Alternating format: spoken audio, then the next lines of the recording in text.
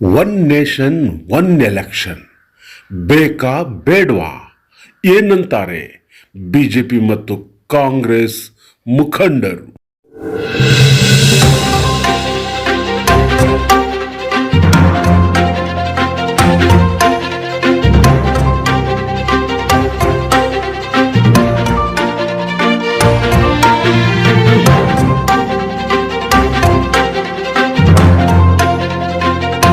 ಪ್ರಧಾನಮಂತ್ರಿ ನರೇಂದ್ರ ಮೋದಿ ನೇತೃತ್ವದ NDA ಸರ್ಕಾರ ಮೊನ್ನೆ ಸಂಪುಟದಲ್ಲಿ ಒನ್ ನೇಷನ್ ಒನ್ ಎಲೆಕ್ಷನ್ ಅನ್ನುವಂಥದ್ದು ಒಂದು ಕಾನ್ಸ್ಟಿಟ್ಯೂಷನಲ್ ಅಮೆಂಡ್ಮೆಂಟ್ಗೆ ಕ್ಯಾಬಿನೆಟ್ ಅಪ್ರೂವ್ ಕೊಟ್ಟಿದೆ ಮತ್ತು ಇದೇ ಸಂಸದ ಅಧಿವೇಶನದಲ್ಲಿ ಅದನ್ನು ಮಂಡಿಸುವಂಥ ವಿಚಾರ ಕೂಡ ಇದೆ. ಇದು ಬಹಳ ಪ್ರಮುಖವಾಗಿರುವಂಥದ್ದು. ಬರುವಂಥ ದಿನಗಳಲ್ಲಿ ರಾಷ್ಟ್ರದ ಒಂದು ಅಭಿವೃದ್ಧಿ ಆಗಬೇಕಾದ್ರೆ ಪ್ರತಿನಿತ್ಯ ಎಲೆಕ್ಷನ್ ಮಾಡೋಕ್ಕಾಗಲ್ಲ. ಈ ದೇಶದಲ್ಲಿ ಕೋಆಪರೇಟಿವ್ದಿಂದ ಹಿಡಿದು ಪಂಚಾಯತಿಯಿಂದ ಹಿಡಿದು ವಿಧಾನಸಭೆ ಸಂಸತ್ ಭವನದಲ್ಲಿ ಸಂಸತ್ ಎಲೆಕ್ಷನ್ ಒಂದು ಎಲೆಕ್ಷನ್ ನಡೀತಾನೇ ಇರ್ತದೆ. ಪ್ರತಿ ಇಲೆಕ್ಷನ್ನಲ್ಲೂ ಕೂಡ ಬಹಳ ದೊಡ್ಡ ಪ್ರಮಾಣದ ಹಣ ಖರ್ಚು ಅಷ್ಟೇ ಅಲ್ಲ, ಆ ದಿನಗಳಲ್ಲಿ ಯಾವುದೇ ಅಭಿವೃದ್ಧಿಗಳನ್ನು ಮಾಡೋಕ್ಕೆ ಸಾಧ್ಯ ಇಲ್ಲ. ಮತ್ತು ಒಂದು ಇಲೆಕ್ಷನ್ನು ಒನ್ ಎಲೆಕ್ಷನ್ ಒನ್ ನೇಷನ್ ಮಾಡಿದರೆ ಒಂದು ಸ್ಟೆಬಿಲಿಟಿ ಕೂಡ ಬರ್ತದೆ. ಅಭಿವೃದ್ಧಿಗೆ ಸ್ಟೆಬಿಲಿಟಿ ಬಹಳ ಮುಖ್ಯ. ಬೇರೆ ಯಾವ ದೇಶದಲ್ಲೂ ಈ ಥರ ಇಲ್ಲ, ಬೇರೆ ಯಾವ ದೇಶದಲ್ಲೂ ಕೂಡ ಈ ಥರ ಪದ್ಧತಿ ಇಲ್ಲ. ಅದರಿಂದ ಇದಕ್ಕೆ ಒಂದು ಇತಿಶ್ರೀ ಹಾಡಬೇಕು ಅಂಥೇಳಿ ಸುಮಾರು ಒಂದು ದಶಕಗಳಿಂದ ಇದರ ಬಗ್ಗೆ ಚರ್ಚೆ ನಡೀತಾ ಇತ್ತು. ನಮ್ಮ ಪ್ರಧಾನಮಂತ್ರಿಗಳು ಒಂದು ದಿಟ್ಟ ನಿರ್ಧಾರವನ್ನು ಮಾಡಿದ್ದಾರೆ. ದೂರದೃಷ್ಟಿಯಿಂದ ದೂರಗಾಮಿಯ ಪರಿಣಾಮ ಆಗುವಂಥದ್ದು, ಅದು ಪಾಸಿಟಿವ್ ಪರಿಣಾಮ ಆಗುವಂಥದ್ದು, ಈ ದೇಶಕ್ಕೆ ಒಳ್ಳೆಯದಾಗುವಂಥದ್ದಕ್ಕೆ ಮಾಡಿದ್ದಾರೆ. ಅದಕ್ಕೆ ನಮ್ಮ ಹಿಂದಿನ ರಾಷ್ಟ್ರಪತಿ ಆದಂಥ ಕೋವಿಂದ್ ಅವರ ಅಧ್ಯಕ್ಷತೆಯಲ್ಲಿ ಏನು ಒಂದು ಸಮಿತಿ ನೇಮಿಸಿತ್ತು, ಅದರ ಶಿಫಾರಸಿನ ಅನ್ವಯ ಇವತ್ತು ಆ ಬದಲಾವಣೆಯನ್ನು ತರ್ತಾ ಇದ್ದಾರೆ. ಎಲ್ಲರೂ ಕೂಡ ಇದರ ಬಗ್ಗೆ ಚರ್ಚೆ ಮಾಡಬೇಕು, ಸ್ವಾಗತ ಮಾಡಬೇಕು. ಇದನ್ನು ವಿರೋಧ ಮಾಡೋರು ಈ ದೇಶದ ಅಭಿವೃದ್ಧಿಗೆ ವಿರೋಧ ಇದ್ದಾರೆ ಅಂತ ನಾನು ಹೇಳಕ್ಕೆ ಇಚ್ಛೆಪಡ್ತೀನಿ.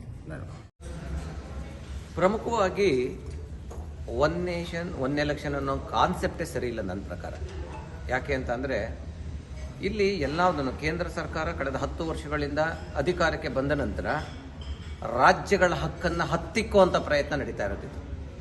ಪ್ರತಿ ಒಂದರಲ್ಲೂ ಕೂಡ ರಾಜ್ಯಗಳಿಗೆ ಸ್ವಾಯತ್ತತೆ ಏನಿತ್ತು ಅದನ್ನು ಕಿತ್ಕೊಳ್ಳುವಂಥ ಒಂದು ವ್ಯವಸ್ಥೆನ ನಿರಂತರವಾಗಿ ಮಾಡ್ಕೊಂಡು ಬರ್ತಾ ಇದೆ. ಸೊ ಇದರಲ್ಲಿ ಹಲವಾರು ಇಲ್ಲಿ ತನಕ ನೀವು ನೋಡಿರ್ಬೋದು, ಸಾಕಷ್ಟು ಒಂದು ವಿಚಾರಗಳಲ್ಲಿ ಯಾವ್ಯಾವುದನ್ನ ಸ್ವಾತಂತ್ರ್ಯ ರಾಜ್ಯಕ್ಕೆ ಕೊಟ್ಟಿತ್ತು ಸಂವಿಧಾನಬದ್ಧವಾಗಿ, ಆ ಸಂವಿಧಾನಕ್ಕೆ ಕಿಂಚಿತ್ತೂ ಬೆಲೆ ಕೊಡದೇನೆ ಅಷ್ಟನ್ನು ಕೇಂದ್ರ ಸರ್ಕಾರ ತನ್ನ ಸ್ವಾಧೀನದಲ್ಲಿ ಕಿತ್ತಿಟ್ಕೊಂಡು ಎಲ್ಲ ಒಕ್ಕೂಟ ವ್ಯವಸ್ಥೆನಲ್ಲಿ ಇರುವಂಥ ರಾಜ್ಯಗಳನ್ನ ತನ್ನ ಗುಲಾಮಗಿರಿಗೆ ತಳ್ಳಬೇಕು ಅನ್ನೋ ಒಂದು ವ್ಯವಸ್ಥೆನ ಇವತ್ತು ಕೇಂದ್ರ ಸರ್ಕಾರ ಮಾಡ್ತಾ ಇದೆ. ಅದೇ ನಿಟ್ಟಿನಲ್ಲಿ ಒನ್ ಎಲೆಕ್ಷನ್ ಒನ್ ನೇಷನ್ ಅಂತ ಹೋಗ್ತಾ ಇದೆ. ಇದು ಸಾಧ್ಯ ಇಲ್ಲ.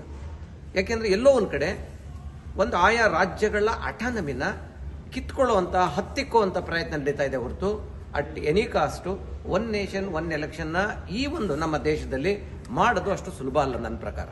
ಯಾಕೆ ಅಂತ ಅಂದರೆ ಇಲ್ಲಿ ಆಯಾ ರಾಜ್ಯದ ವಿವಿಧತೆಗಳಿರ್ಬೋದು, ಆಯಾ ಭಾಷೆಗಳು ಸ್ಥಳೀಯ ಭಾಷೆಗಳಿರ್ಬೋದು, ಮತ್ತು ಈ ಕ್ಯಾಸ್ಟ್ ಸಿಸ್ಟಮ್ ಏನಿರ್ಬೋದು, ಪ್ರತಿಯೊಂದು ಕೂಡ, ಮತ್ತು ಅಲ್ಲಿ ನೇಟಿವಿಟಿ ಏನಿರ್ಬೋದು, ಅದಕ್ಕೆ ತಕ್ಕಂತೆ ನೀವು ಚುನಾವಣೆನ ಮಾಡಬೇಕಾಗತ್ತೆ ಹೊರತು ಒನ್ ನೇಷನ್ ಒನ್ ಎಲೆಕ್ಷನ್ನ ಮಾಡಲಿಕ್ಕೆ ಸಾಧ್ಯ ಇಲ್ಲ. ಫಸ್ಟು ಇದನ್ನು ಡಿಸ್ಕಷನ್ ಬಿಡಬೇಕು, ಪಬ್ಲಿಕ್ ಡಿಸ್ಕಷನ್ ಬಿಡಬೇಕು. ನಿರಂತರವಾಗಿ ಒಂದು 6 ತಿಂಗಳು 1 ವರ್ಷ ಪಬ್ಲಿಕ್ ಡಿಸ್ಕಷನ್ ನಡೆದು ಅವರು ಒಂದು ಒಮ್ಮತಕ್ಕೆ ಬರಬೇಕು. ಎಲ್ಲ ಪಾರ್ಟಿಗಳನ್ನ ಕಾನ್ಫಿಡೆನ್ಸ್ ತಗೋಬೇಕಾಗತ್ತೆ, ಪೊಲಿಟಿಕಲ್ ಪಾರ್ಟಿನ ಅಪೋಸಿಷನ್ ಕಾನ್ಫಿಡೆನ್ಸ್ ತಗೋಬೇಕಾಗತ್ತೆ, ಪ್ರತಿಯೊಂದು ವರ್ಗದ ಜನನ ಕಾನ್ಫಿಡೆನ್ಸ್ ತಗೋಬೇಕಾಗತ್ತೆ, ಕಾಲೇಜ್ಗಳಲ್ಲಿ ಡಿಸ್ಕಷನ್ ನಡಿಬೇಕಾಗತ್ತೆ.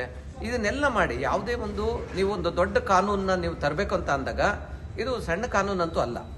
ಇಂಥ ಒಂದು ದೊಡ್ಡ ವಿಚಾರಕ್ಕೆ ಕೈ ಹಾಕ್ತಂಥ ಸಂದರ್ಭದಲ್ಲಿ ನೀವು ದೇಶದಲ್ಲಿ ಇದನ್ನ ಫಸ್ಟ್ ಚರ್ಚೆಗೆ ಬಿಟ್ಟು, ಚರ್ಚೆ ಆದ ನಂತರ ಅದಕ್ಕೆ ಕೆಲವು ಕಮಿಟಿಗಳನ್ನ ಮಾಡಿ, ಆ ಕಮಿಟಿಗಳ ರಿಪೋರ್ಟ್ಗಳನ್ನ ತಗೊಂಡು ಅದಾದ ನಂತರ ನೀವು ಹೌಸ್ಗೆ ತರಬೇಕೆ ಹೊರತು ಅಲ್ಲಿ ತನಕ ನೀವು ತಂದು ತರಾತುರಿನಲ್ಲಿ ಇದನ್ನು ಮಾಡಿ ಒನ್ ನೇಷನ್ ಒನ್ ಎಲೆಕ್ಷನ್ ಮಾಡ್ತೀವಿ ಅಂತ ಹೋದರೆ ಅದು ಸಕ್ಸಸ್ ಆಗಲ್ಲ. ಅದು ಎಲ್ಲೋ ಒಂದು ಕಡೆ ಪ್ರತಿಯೊಬ್ಬ ಪ್ರಜೆ ಹಕ್ಕನ್ನು ನೀವು ಕಿತ್ಕೊಂಡಾಗುತ್ತೆ ಅಂತ ಅನ್ನೋದು ನಮ್ಮ ಅನಿಸಿಕೆ. ಆದರೆ